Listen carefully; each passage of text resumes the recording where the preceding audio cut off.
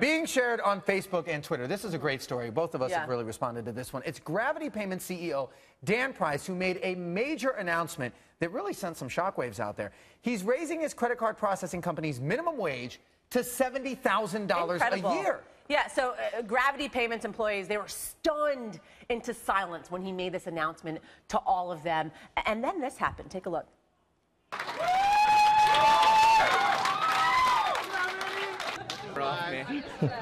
Hey, thank you, Dan. Sean? So you see it there. High fives, hugs, cheers. I mean, how could you not be cheering? You're going to get paid a heck of a lot more.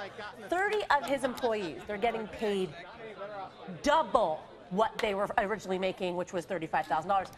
The rest are getting significant pay raises just in general. It really is an amazing step that he's taken. The average raise that someone will get is like, what, 2%? Yeah. Year over year, 3%, something like that. This is massive. And while everybody else got pay hikes, Dan Price, get this, took a severe pay cut.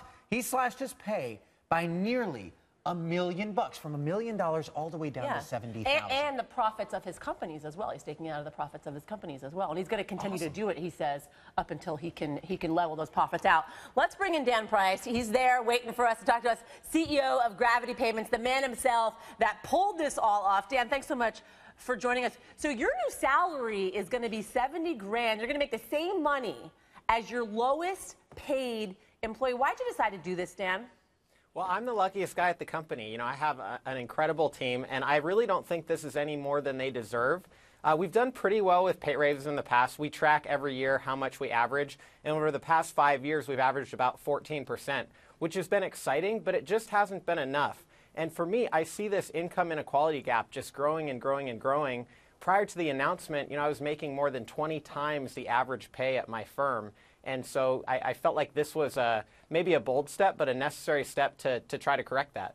Now, you may feel weird about it saying that you made 20 times what your average employee made, but I want to show you something. This is a graph from the Economic Policy Institute. It shows in 1965 that American CEOs made 20 times more than their typical workers, Dan. But by 2013, they were making 296 times more. And if Facebook alone were to be included in that statistic, it would be 510 times more. So just to draw your attention, you weren't actually way off the Richter scale in contrast to a lot of other CEOs before you took the cut. Now that you've taken the cut, it's obviously even a more massive and more impressive situation. What I want to know from you is why you think there is such a disconnect between CEOs and the pay that their employees are making right now. Why more people haven't taken the initiative you are? I think we're all copycatting each other, and we're jealous of each other for the wrong things. So everyone wants to make more. Everyone wants to continue to do better and better. But I think we're judging ourselves based on the wrong things. We should be judging ourselves based on impact. Back to contrasting copycatting, I think each firm and each CEO and each person out there should be independent, decide what their values are and how they want to implement those in their work. I want every single person to be the CEO of their own life and decide how to execute on that every single day. Dan, do you think other CEOs are going to follow suit after what you've done? Could this be the beginning of a trend?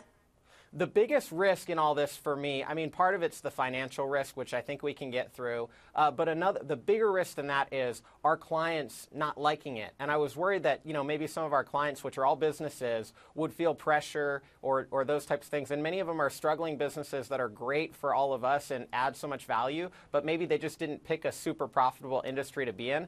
I was shocked that I've gotten the exact opposite response. And I've gotten hundreds and hundreds of emails from business owners and CEOs that have said, I'm going to follow suit. I can't follow suit, but I'm going to do this other program. I've even heard from somebody that said, I can't afford to give anyone on my staff a raise right now, but I'm going to work every day until I can figure out how to do what you did. Dan, we had a lot of social responses to this story. I want to take it to Jenna Haley, who writes, what makes me crazy is that 20-year-olds are demanding $15 an hour.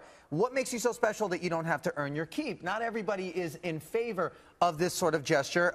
We also had another tweet out there. I didn't know if we were going to get to it or not. But I guess, is there any backlash that you're getting? Are there people who have reached out to you and said, look, this is sending the wrong sort of message? I have gotten that, and my response has been clear. There's a great book that I read one time called Leadership and Self-Deception. And what it talks about is that we're all blaming each other for our problems. We're blaming each other for your problems. And I think what it takes for real leadership, which doesn't have to be at the top, I think the the lowest down entry-level person can be a true leader more than any CEO. What it takes is taking responsibility, focusing on results, and getting it done. So if you as a leader want your team to develop more, if you want them to push themselves more, if you want them to work harder, you should make it part of your job to inspire that kind of work rather than just sitting around complaining that they're not doing it. Well, we do have a tweet from a leader, from someone named Jonathan. He says, as a company CEO, I take my hat off to Dan Price for cutting his salary by 90% to fund his employees. Dan Price, thanks so much for joining us. You're doing a good thing. Thanks for having me on the show.